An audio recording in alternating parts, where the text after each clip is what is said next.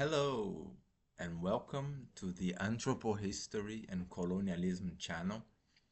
I am Victor Collins, anthropologist, and we will continue our course Galilee and the Jewish Revolt, Roman Empire, Nazarenes and Jews, the conflict that shaped the age of PISCES. And this subject, such as the approach for it, is of course a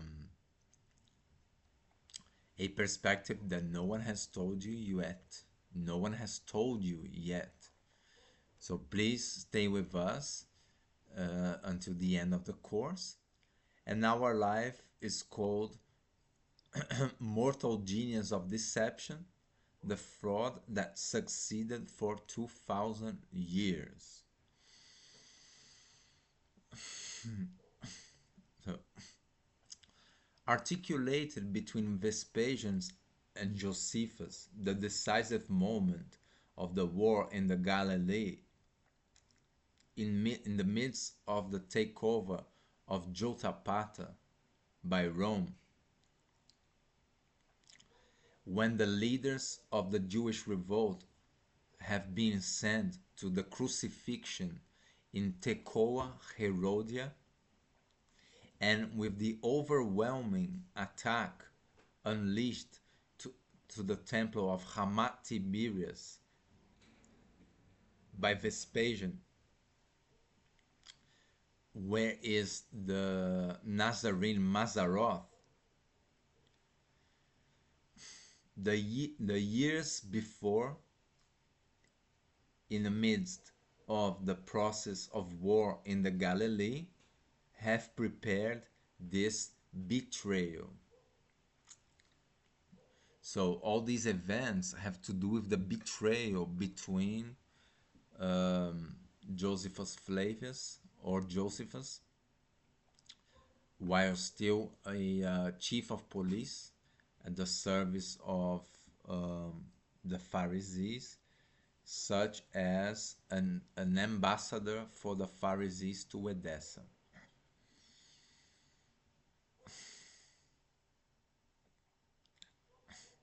That is, Josephus, as an ambassador to Edessa for the Pharisees and also Roman citizen, offered to Vespasian many informations about the Nazarene order that, in its turn, was planning the best way to eliminate the Roman oppression, as, according to Ralph Ellis, would take the throne of Rome in the interval between Nero and Vespasian. So the Nazarenes not only started the Jewish revolt in the episode of King Isatis offering a red heifer with a blemish, which is a cut on its lip, knowing that it will be refused by the priests, okay, as a manner to destabilize the authority of the Emperor Nero and provoke Rome into war, as another step of their objectives would be to take over the throne of Rome and perhaps implode the Roman Empire from within, their arch enemy.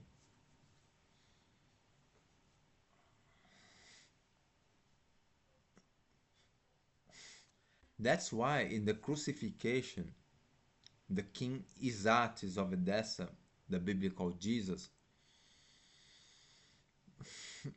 was crucified wearing a purple cloak, indicating that he was plotting to occupy the throne of the emperor, as the purple cloak is specific and directed to the emperor of Rome, okay, as the crown of thorns is specific from the royalty, the kings and queens from the kingdom of Edessa. In this sense, with the takeover of the Galilee by Rome, its taxation over the earth has prevailed. uh, the occupation of the Temple of Jerusalem remained, just as the theft of Jewish treasures, the exile of prisoners that lost their land, right, with the occupation of Nero, and the anointing and consecration of Vespasian as emperor and Divi Filius proceeded. The Pharisaical order is subjugated at once by Rome, related to the story of the Lamentation Wall, where, according to Jordan Maxwell, it was a treacherous maneuver of Rome occupying the Temple of Jerusalem, and that has furnished, that has offered the Jewish cult a military fort that was passing as a local, a sacred local for the cult. Okay, so what happened is that within the Saturnian orders, be either in Rome or the Jewish culture, and this subject goes back way back into Atonist Egypt, when the Hebraic Canaanite Saturnian orders were in conflict with these Macedonian, Greek, and Roman migrants that came to Egypt to mix and marry with Egyptian royalty under the cult of the Aton and Seth, okay, and also were in dispute to define what culture would lead the consecration of the imperial Messiah. That's why the hexagram of Saturn, called the Star of David, is present either in the Hebraic Jewish culture as in the Latin one. Okay, so at the time of the war on the Galilee, with Nero occupying the Temple of Jerusalem,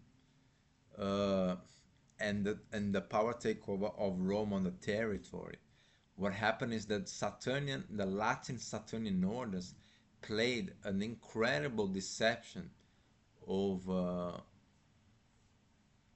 the Jewish Pharisees, okay, and fooled them, according to Jordan Maxwell, with the offering of a military temple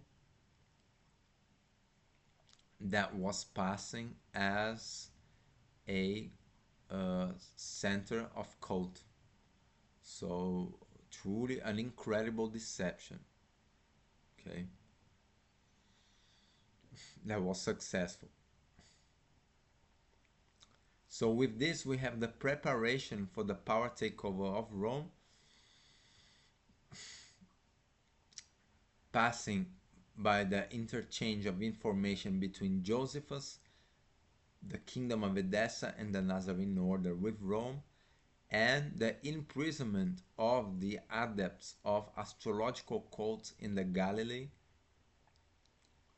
with the military position of Rome that, while attacking the Nazarene temple in Hamath, has forced the dispersion and the exile of the Nazarene order. We recall the passage when Saul encounters Jesus that says, so why you persecute me? So this is not a metaphor, right? In the historiographical perspective, it simply indicates that Saul Josephus was indeed chief of police in the Galilee, and that was um, putting into arrest and in prison the adepts of the astrological cult. So, in an incredible maneuver of betrayal, Joseph has disposed the Pharisees and the Nazarenes under the brutality of Rome, just as has transferred all of its knowledge and expertise as a Jewish philosopher, Greek Gnostic, Roman citizen, and chief of police to the elite of the Romans, producing as a fruit of this betrayal the invention of the Apostle Paul, the Latin scriptures, just as the foundation of the messianic corporative imperial religion that is Roman Christianity.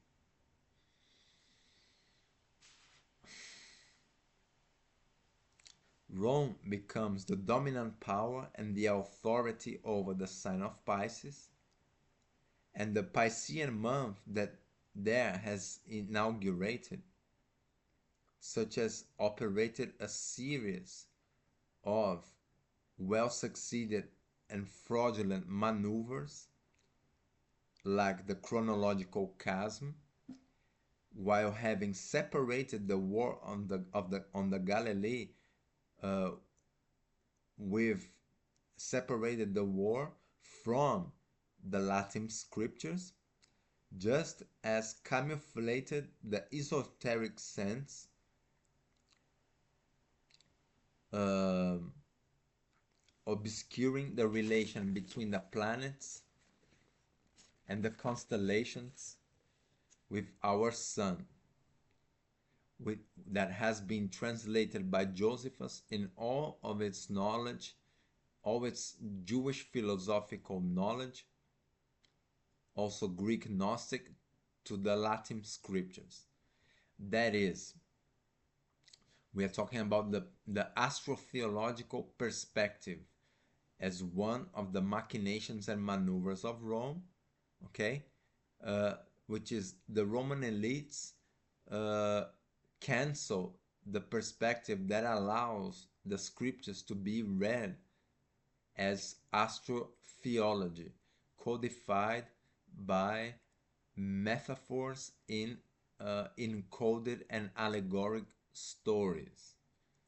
Okay, and about the chronological chasm, what Rome has done is that uh, it invented its imperial messiah that has been born supposedly in the year 0 AD, which is actually the starting of the month of Pisces, and also in December 25th, which is the birth of the sun coming from the coat of Sol Invictus, the unconquerable sun that has to do with the Persian Mithraic coat of Mithras influence in Rome.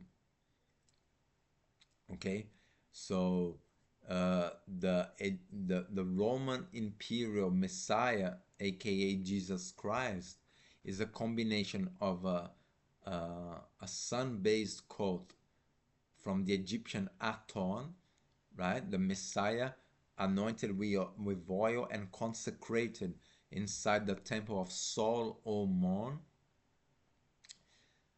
joining the eastern experience of the Roman Empire within Persia, bringing the cult of Sol Invictus, okay, the unconquerable sun, and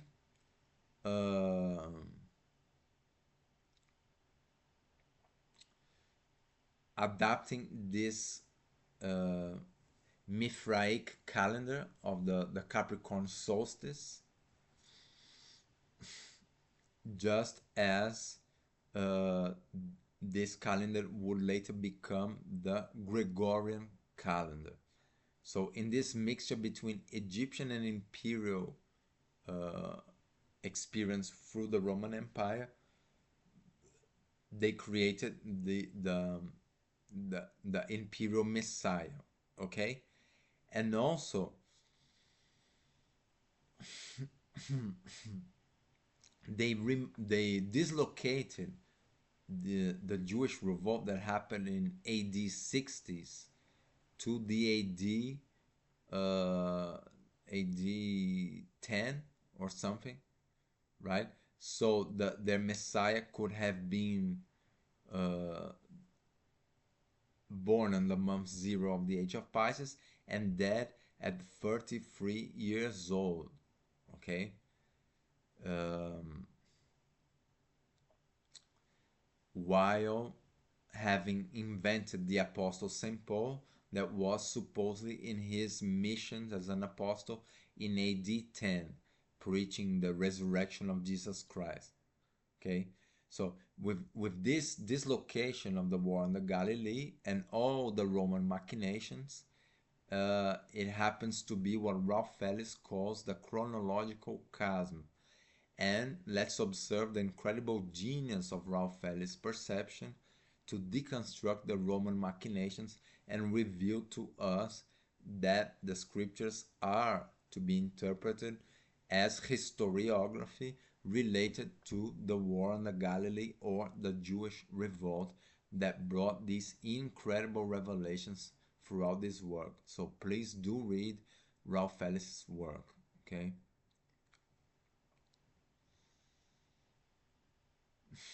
Rome also has frauded the Masonic and aristocratic titles in amidst the Nazarene order to facilitate its deletion from history.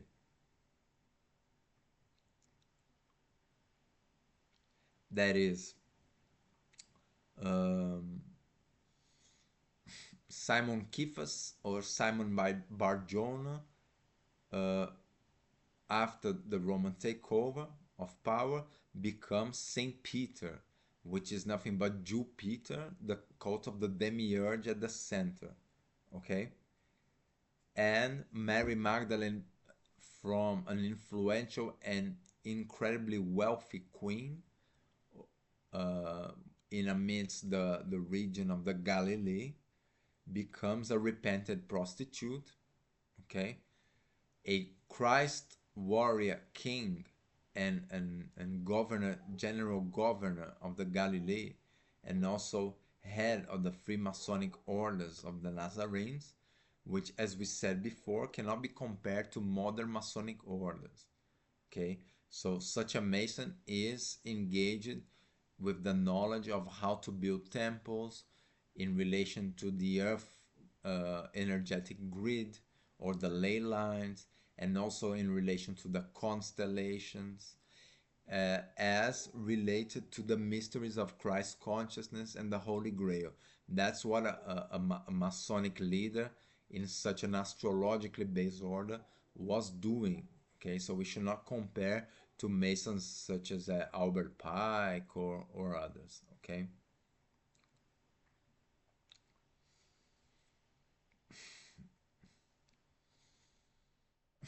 In amidst this war in the Galilee and the incredible violence had Jews, Pharisees, and the exile of the Nazarene order, and with such maneuvers and manipulations, Roman and imperial Christianity was founded under the most incredible treachery, coming from a subversive genius that is unequaled, defining the cult of the demiurge Zeus at its center, just as inventing an imperial messiah in the manner of Julius Caesar, consecrated Divi Filius in the temple of the sun in Atonis, Egypt, with its birth in the year zero of the month of Pisces.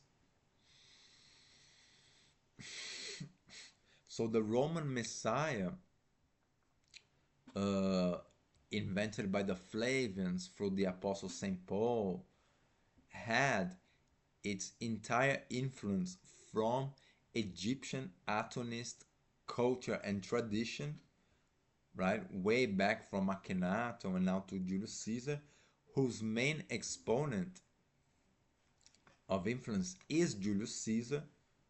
Okay, so when we make a parallel between the life of these two messiahs, we're gonna see many similarities, beginning from their name, right? JC, Julius Caesar, Jesus Christ. Okay, and um, and this whole tradition of the Messiah anointed, the imperial Messiah anointed with oil within the temple of Solomon. Okay.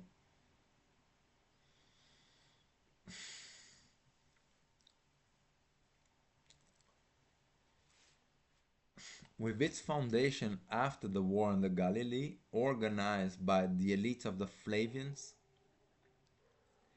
Roman Christianity had its cult and its first town situated in Edessa, with after the exile of this kingdom original to this town and the dispersion of the Nazarene order, when it says that Isas has followed to Britain and Mary Magdalene to France.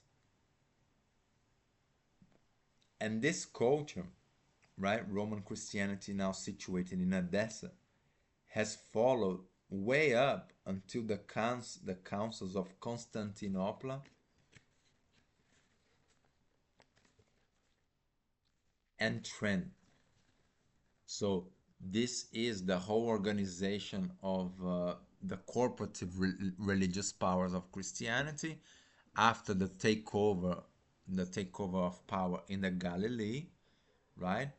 When the Flavians have produced the scriptures, the Latin scriptures, and the Apostle Saint Paul, with the merging with the experience coming from the West, Imperial Egypt, with the whole legacy brought by Julius and Augustus Caesar from the Messianic imperial cult within the Temple of Solomon, right? And the whole transference of architecture, for example, from Cairo to Rome. And Rome is known to host the largest array of obelisks in the earth, which mostly derive from Imperial Egypt. Okay? So, these two experiences and legacies will fuse as one and take residence and root in the Isle of Britain, that will become the epicenter of Roman Christianity after the experience of the Roman Empire in the West and the East, okay, such as related to the dominion of Europe, also centered in the city of Rome, okay, up to the Council of Constantinople and Trent.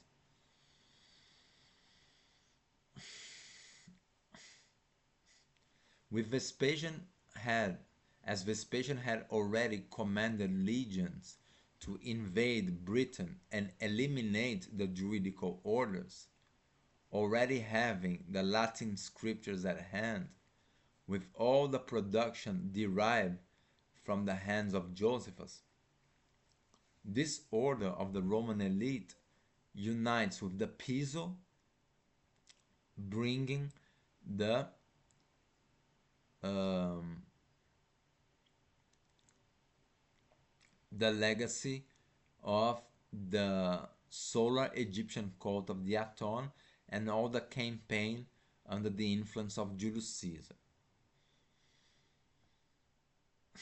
Comparing the lives of this Caesar with the fictitious Messiah invented after the war in the Galilee, we will see many parallels because within this junction and migration of the Roman culture coming from Egypt and Judea to Britain, there will surge the main center of theological power in the Latin world. Okay, so Britain becomes the epicenter of the theological, such as the maritime power for Roman Christianity, that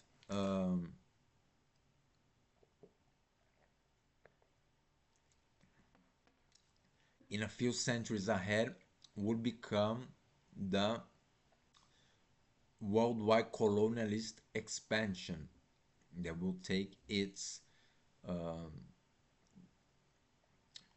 that would impose its presence, its terrible presence, right, in the four corners of the world, while Rome would become the political and military center for Roman Christianity, right? So we're talking about the embryo formation for the phenomena known as the Holy See, which we have studied and covered in previous lectures. Okay, so please do study these lectures. They have a lot to offer, right?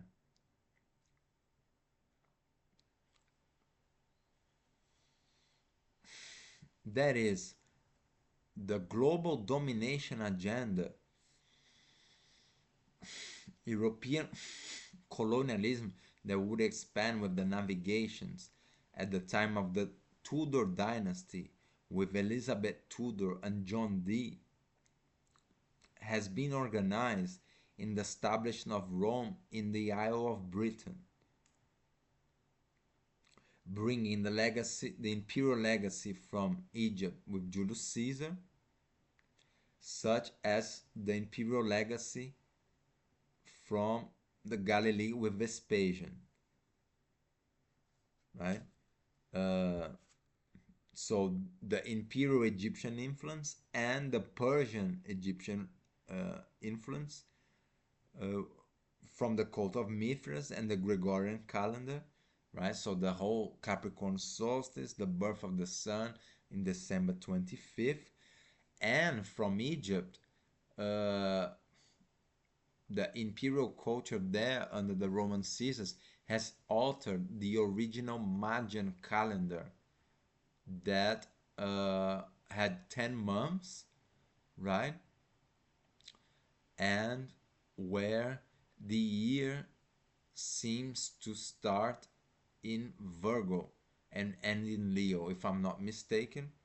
Okay, just as the Sphinx is ahead of the Virgin, right, and the body of the Lion. So all this Magian stellar cult influence has been altered by the imperial culture within the Caesars when they added 2 more months, which is July for Julius Caesar and August for Caesar Augustus.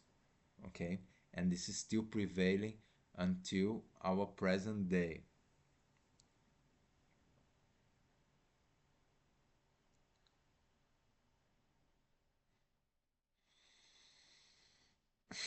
And also the secret societies and occult orders from Imperial Egypt, which are the Atonist Levites, that is, the followers of Moses indoctrinated in the city of Heliopolis and also Malevi, okay, such as the uh, Judites, which are the elite of the sun priests coming from the Hyksos invasion of the land of Cam, that had the power to point the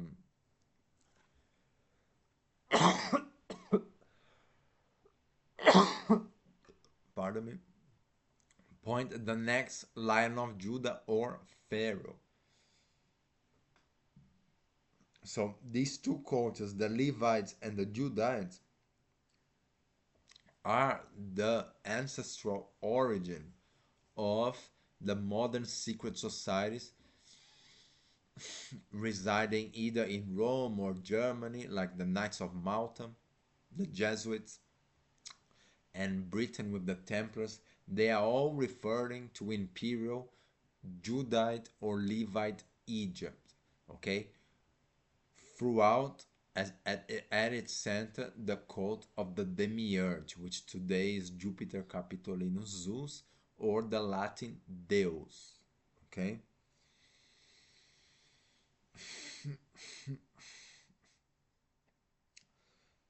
Therefore, we can verify that British secret societies also claim, including the British Crown, their ancestry from Imperial Egypt, right? Specifically Judite culture, when the queen claims to sit in the throne of David, right? And Prince Charles is anointed with oil as the matter of the imperial messiah, uh, anointed with oil within the temple of Solomon. So, right, so all these maniacs and psychopaths that believe that they have a divine right to rule, okay? And of course, the term per me regis regnant come simply means from the power of Aton, Jehovah, all kings shall reign.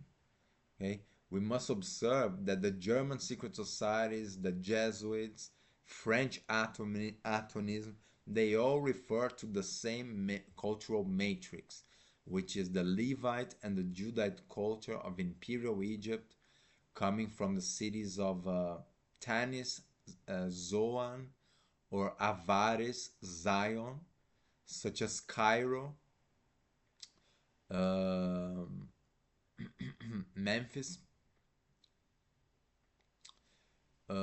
and the whole movement of Exodus, and also Amarna, of course, and the whole movement of Exodus that these Judite and Levite cultures, that is the worshippers of Seth and the Aton, has migrated within their exodus, right? So the exodus of the,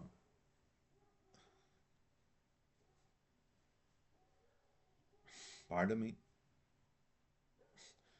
the exodus of the Hyksos from Avaris and Tanis went way over to Cana, um, and Jerusalem, while the exodus of Amarna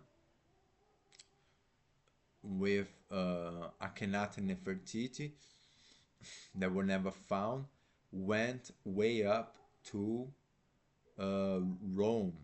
Where is Rome? Where they met the Etruscans at the time, which are the embryo of the Roman Empire and Latin Christianity, including with these elongated skull beings, these weird ETs, and all of that stuff that is still very influential on the world today. Okay, so this is the basis, Imperial Egypt, for modern time imperialism throughout the secret orders and secret societies. And of course, they do tell us all this information, but in a encoded way. Okay, so one has to be symbolically and etymologically literate to decode what they are telling us. And I guarantee it's everywhere if you are ready to and educated to decode it. Okay.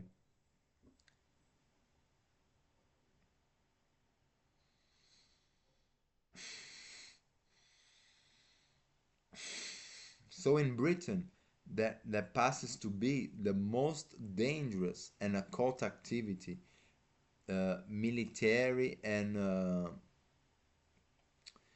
in terms of dark magic, aside the Saxony influence that would prepare modern colonialism that we have covered in previous lives through the navigations and the whole pioneering of Almirante Colom or Columbus, aside all the secret societies that these people were members, okay? Um, including the orders of the Knights of Malta, such as Cabral and Vasco da Gama, the Portuguese, okay, and the Spaniards, and all of this.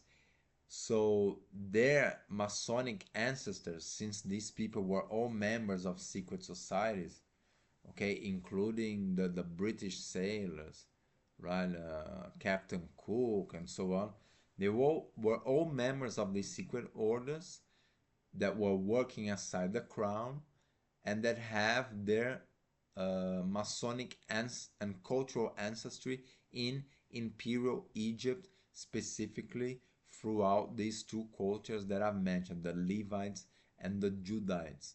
Okay, so I suggest a study of through etymology, symbology, and architecture, aside alternative historiography, so we can decode, right, all of this information. And please do study the previous lectures that we offered in the channel, that we already have covered enough about these subjects. So we complete here. Thank you very much, all of you. I hope you stay with us until the end of this course. And don't forget to like and subscribe. Thank you very much.